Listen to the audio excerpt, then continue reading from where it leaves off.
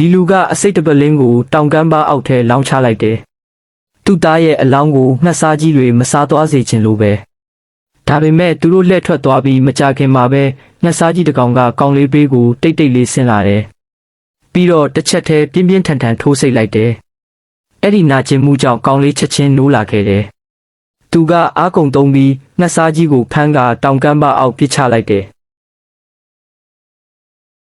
သတိပြန်ဝင်လာချိန်မှာတော့သူဟာကမ်းပါအဆုံးမှာလဲနေတာကိုသိလိုက်ရတယ်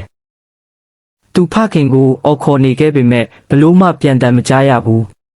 ။အသက်ရှင်ဖို့နောက်ဆုံးအခွင့်အရေးဖြစ်သူကမ်းပါအောက်ဆင်းဖို့ဆုံးဖြတ်လိုက်တယ်။ဒါပေမဲ့နောက်တစ်စက္ကန့်မှာပဲခြေချော်ပြီးပြုတ်ကျမှုဖြစ်သွားတယ်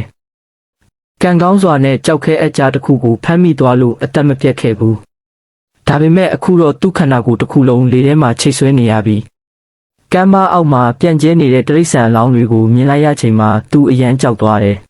။ပိုဆိုးတာကအပေါ်ကမိုးတိမ်တွေတဖြည်းဖြည်းပြောင်းလာခဲ့တယ်။